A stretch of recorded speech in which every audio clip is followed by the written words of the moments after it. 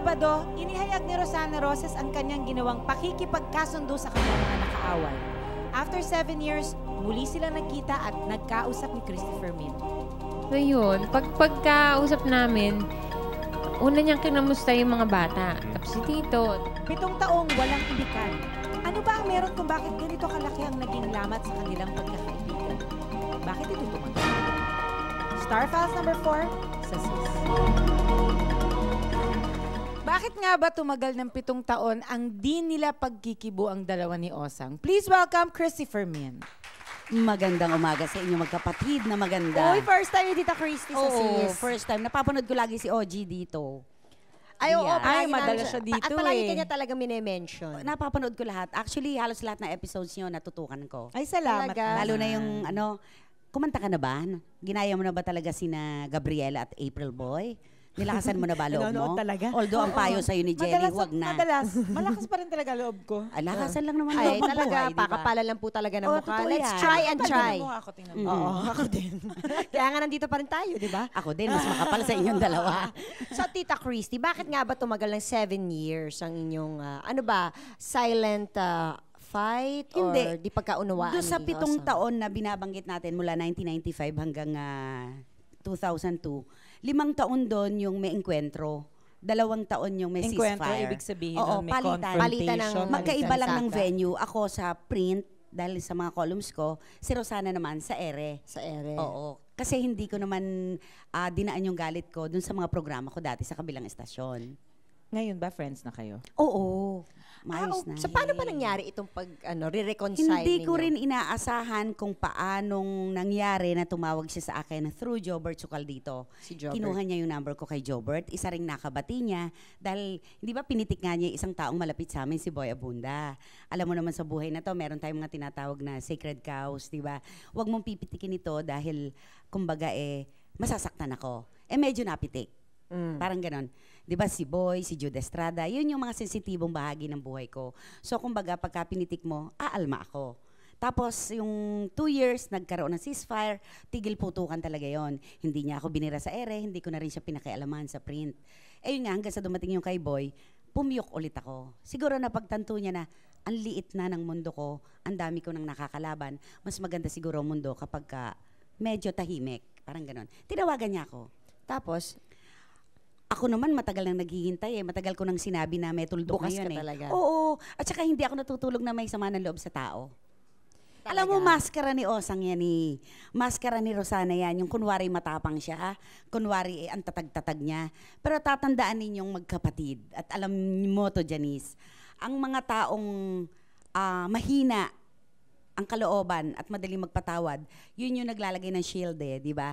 Yun yung mga kunwari ang tatapang, ang tatatag, pero ito yung isang katok mo lang sa puso, nakabukas agad. Parang ganun, parang pintong nakabukas yan. So si Rosana, gusto kong ilarawan si Rosana bilang isang may pusong babae na nagpapakatatag. Kasi kinawawa ng mundo yan tinapakan yan. So parang nagkaroon siya ngayon ng sa buhay na, Wall of defense? Oo, totoo yun. Hindi nyo na ako kayang tapakan ngayon dahil eto na ako, Eto na lalaban ako. ako. So, parang yan ang nangyari, yan ang ginawa niya. Inaamin naman niya May pagkaluka-luka siya, sabi niya. Tsaka masyado siyang tactless. Ganon. Kung minsan nga kasi hindi naman buong mundo makakaunawa sa atin And then, I guess, to be in show business, you also have to really put up your wall of defense. Oo. Kasi Kailangan, Hanggang dito lang kayo. Parang Correct. ganon. Kundi parang- palagi kang kung masasaktan. hindi- exactly. Kung hindi malulugmok ka sa hirap yun. Kasi gaya ako, manunulat ako. Alam ko rin kung hanggang saan ako bibira, hanggang saan ako uurong, hanggang saan ako susulong.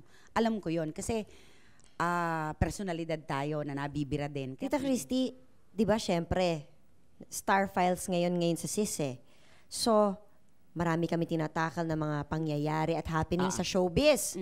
Sana, since nandito ka na rin lang, minsan ka lang namin mai-guest, baka naman meron ka ma-share sa amin. Correct. Nako, para yatang nasulat ko ng isang anggulo ng buhay na to. Pero ngayon, okay.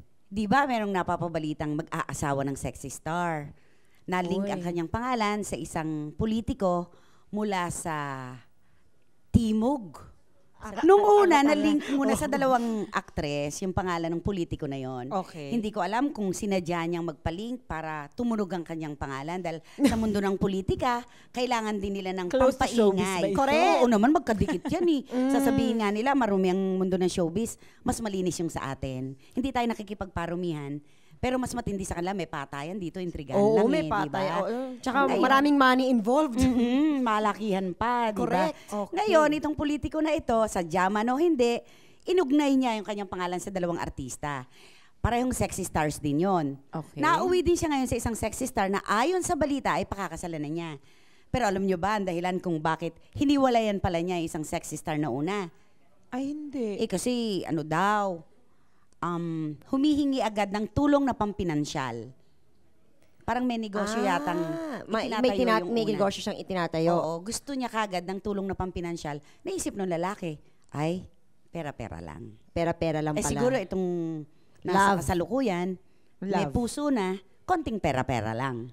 Anong masasabi mo, Tita Christy, tukol sa pagbabati ni Camille at ni Melissa? I mean, ngayon lang yan nangyari. Alam mo, dapat Fresh lang na naman, fresh pa yan. Oo nga, dapat lang naman talaga magbati na sila dahil napaka nakakahiya yung imahe na pinag-aawayan nyo isang lalaki.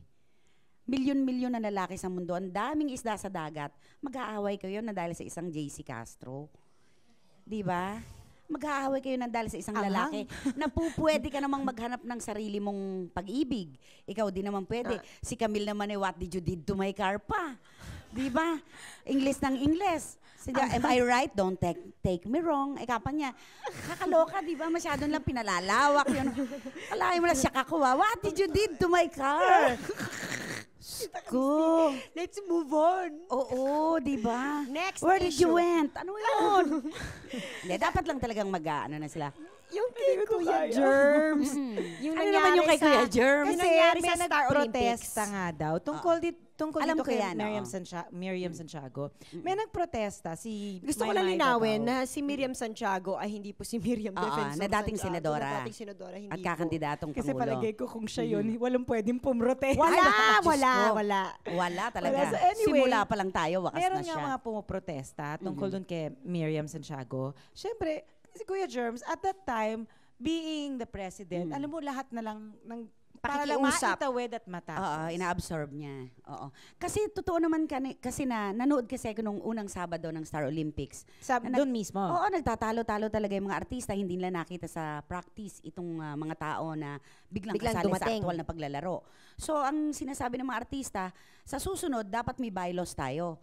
Na dapat yung nagpa-practice at tunay na mga artista, ang maglalaro lang. Hindi po pwede yung bigla mo na parang kabuting nakitang lumusot doon, biglang nandun na. Fair ba yun para sa iyo? Ay, hindi parehas para sa akin yon. Bakit? Kasi, ang Star Olympics, kaya nga star di ba? Para sa mga artista.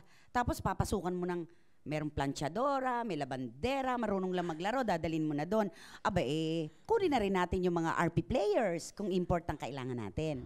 Anyway, thank you, Tita Christy. Maraming salamat. Sana Thank naman you. maimbitahan Thank ka you, namin Denise. ulit. Maraming Oo, salamat. maimbitahan ka Diyos ko, namin. kung nga Sana may nagtatanong- bago kang ikukwento sa amin. Naku, Blind tawagan item natin ulit si ulit. Tita Christy next week. Blind item ulit. Napapangalanan, bini-ay pa. Thank you so much. Salamat. Thank you again. Thank, Thank you. you. Magbabalik pa po ang sis. Always, always be. We are sisters. We are sisters.